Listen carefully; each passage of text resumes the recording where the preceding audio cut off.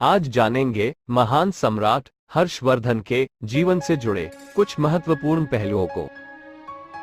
6वीं शताब्दी के मध्य में गुप्त साम्राज्य के पतन के बाद उत्तर भारत में कई छोटे छोटे राज्य अपने सीमित क्षेत्र में अस्तित्व में थे, जो विभिन्न राजघरानों के द्वारा शासित थे। इनमें से कुछ गुप्त वंश के ही शाखा थे और कुछ उनके सामंत रह चुके थे।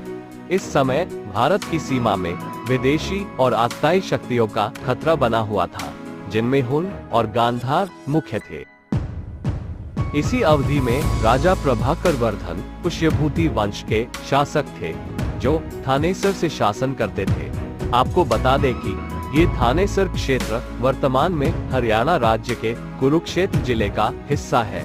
थानेसर वास्तव में स्थानीश्वर का अपभ्रंश है, जिसका अर्थ है ईश्वर का स्थान। ये प्राचीन काल का वही कुरुक्षेत्र है जहाँ महाभारत का युद्ध हुआ था और भगवान श्री कृष्ण ने गीता का उपदेश दिया था। राजा प्रभाकर वर्धन के 2 बेटे थे, राजवर्धन और हर्षवर्धन, और एक बेटी राज्यश्री। राजा प्रभाकर वर्धन के निधन के बाद उनके बड़े बेटे राजवर्धन को सत्ता मिली। हर्ष की बहन राज्यश्री का विवाह कन्नौज से शासन करने वाले मौखरी वंश के राजघराने में हुआ। इससे पुष्यभूतियों की शक्ति में वृद्धि हुई, किंतु ये बात बंगाल में शासन कर रहे गौड़ वंश के राजा शशांक को पसंद नहीं आई और पुष्यभूतियों की शक्ति को कम करने के लिए शशांक ने मालवा के शासक देवगुप्त के साथ मिलकर कन्नौज पर, जहां राज्यश्री के पति ग्रहवर्मा राज करते थे, आक्रमण कर दिया। मालवा के शासक देवगुप्त ने राज्यश्री के पति ग्रहवर्मा की हत्या कर दी और राज्यश्री को बंदी बना लिया। इसकी जानकारी मिलते ही स्थानीश्वर से शासन कर रहे राज्यवर्धन ने कन्नौज की ओर कूच किया और देवगुप्त का वध कर अपनी बहन को छुड़ाया, किंतु इसी समय शशांक ने राज्यवर्धन को छल पूर्वक षड्यंत्र कर मार डाला। तब हर्षवर्धन ने, जो कि अपने बड़े भाई के अनुपस्थिति में थानेसर का राजभार संभाल रहे थे, शशांक और उसकी सेना का सर्वनाश करने का प्रण लिया।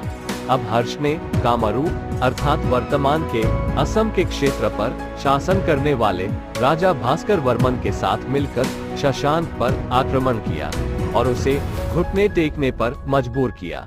शशांक, जो ग्रहवर्मा, राज्यवर्धन और अपने सहयोगी देवगुप्त के मारे जाने के बाद कन्नौज के राजगद्दी की ओर देख रहा था, उसे हर्ष के उग्र आक्रमण के बाद वहां से पलायन करना पड़ा। हर्ष अब अपनी बहन राज्यश्री की अनुमति से कन्नौज के भी राजा घोषित हो गए। अब हर्षवर्धन उत्तर भारत के सबसे शक्तिशाली राजा के रूप में स्थापित हुए। कुछ वर्षों के बाद हर्ष ने अपनी राजधानी थानेसर से हटकर कन्नौज को बनाया। हर्ष का साम्राज्य संपूर्ण उत्तर भारत में पश्चिम में गुजरात से लेकर पूर्व में असम तक विस्तृत था। उत्तर के अनेक छोटे बड़े रियासतों ने हर्ष की अधीनता स्वीकार कर ली थी और एक प्रबल साम्राज्य के अंदर प्रगति कर रहे थे।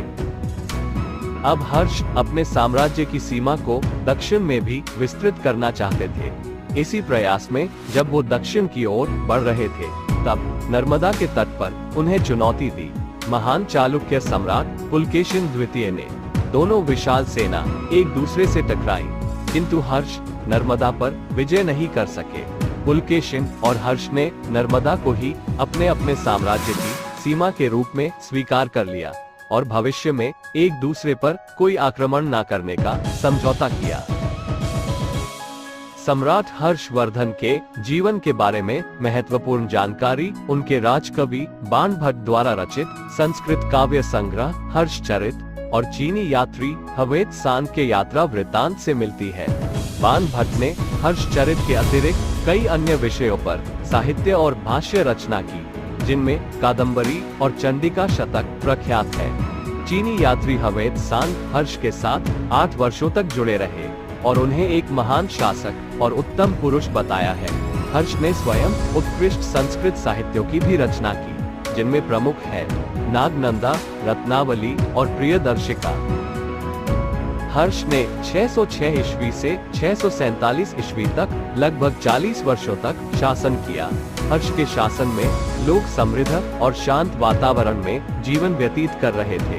हर्ष महादानी और धार्मिक प्रवृत्ति के व्यक्ति थे। लोक कथाओं के अनुसार याचक के द्वारा मांगे जाने पर उन्होंने अपने अन्न वस्त्र तक दान कर दिए। उनके शासन काल में उच्च स्तर की कला और साहित्य को बढ़ावा मिला।